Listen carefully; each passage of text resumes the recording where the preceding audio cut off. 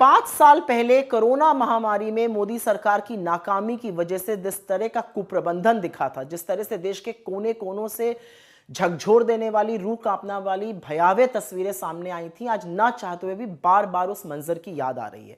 असल में तो जो युद्ध है वो वेस्ट एशिया मतलब खाड़ी के देशों में चल रहा है, लेकिन उसका सबसे बुरा खामियाजा इस देश की जनता को भुगतना पड़ रहा है। जो सरकार कह रही थी कि हमारी पर्याप्त तैयारी है, हम पूरी तरह से तैयार हैं, उसी सरकार ने अब एसेंशियल कमोडिटीज एक्ट लागू कर दिया है। अभी 10 दिन पहले तक ढिंढोरा पीट रहे थे कि हमारे पास पर्याप्त तेल और गैस है, तो फिर ऐसा क्या हुआ कि ईसीए लगाने की जरूरत आ पड़ गई। सरकार कुछ भी खोखले दावे कर ले, लेकिन जमीनी हकीकत यह है कि देश के तमाम क्षेत्रों में गैस और तेल की किल्लत साफ दिख रही है। लोग लाइनों में लगे हैं, लोग परेशान हैं। मुंबई में तमाम होटल्स और रेस्टोरेंट इसलिए बंद हो रहे हैं क्योंकि कमर्शियल एलपीजी सिलेंडर की कमी हो गई है। बेंगलुरु होटल एसोसिएशन ने कहा है कि कमर्शियल गैस की सप्लाई रुकने से कारोबार बुरी तरह से प्रभावित हो रहा है। कई जगह तो सिर्फ चाय और कॉफी अवेलेबल है, यह भी लिखकर टांग दिया गया है। चेन्नई और हैदराबाद तक के कई रेस्टोरेंट मालिकों ने कहा है कि अगर गैस सप्लाई जल्दी बहाल नहीं हुई तो खाना बनाने का काम तुरंत बंद करना पड़ सकता है। पुणे में एलपीजी की कमी से जो गैस का शवदाह गृह है, जो वहां का शमशान है, वो अस्थायी रूप से बंद हो गया है। गुजरात में जो एनर्जी बेस्ड इंडस्ट्री है उसको बंद करना पड़ा है, हजारों लोग बेरोजगार हो रहे हैं। यहां तक कि महाराष्ट्र के कुछ इलाकों से पेट्रोल डीजल के लिए लंबी लंबी लाइनें लगी तस्वीरें सामने आ रही हैं और ये भयावह हैं। और ये पुख्ता खबर है कि जो तेल कंपनीज हैं, आईओसी, बीपीसीएल, एचपीसीएल, इस तरह की जो कंपनीज उन्होंने राशनिंग की है, वो डीलर्स और गैस एजेंसियों को गैस नहीं दे पा रहे हैं। तमाम ऐसे लोग हैं जिन्होंने 10 दिन पहले गैस बुक करी थी, उन्हें अभी भी गैस की डिलीवरी नहीं मिली है। लोग किल्लत की आशंका से वास्तव में चिंतित और परेशान है क्योंकि उन्होंने पहले ये भुगता हुआ है।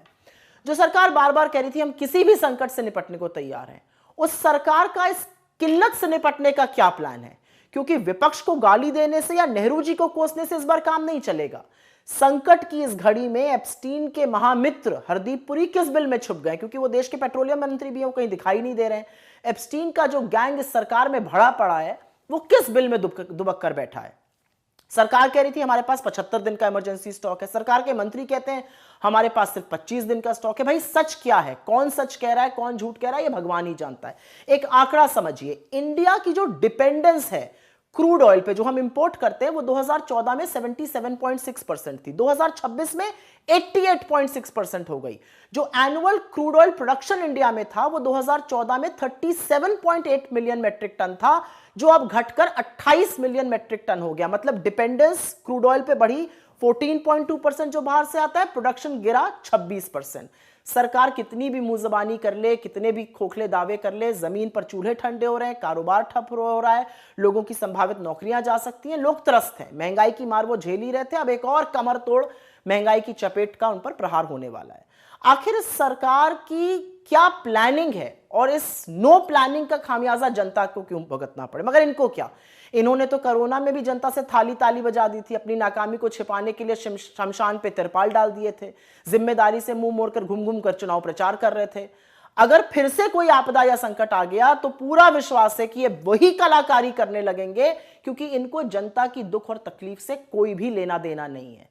दुख तो इस बात का है कि हमारे देश का मीडिया, चौथा स्तंभ लोकतंत्र का, वो संकट से निपटने की तैयारी पर सवाल करने के बजाय पाकिस्तान में पेट्रोल डीजल का क्या भाव है वो आपको बता रहा है। और अब इनको गोदी गिद्ध कह दो तो इनको बुरा लग जाता है। भाई सवाल तो होने चाहिए कि इस आपदा में हमारी क्या तैयारी है। हमारे पास 25 मेट्रिक टन है, हमारे पास 75 है, कितना तेल और गैस हमारे पास है, हमारी क्या प्लानिंग है कि अगर इमरजेंसी में स्टॉक कम हो जाता है तो किस तरह से हम आपूर्ति करेंगे।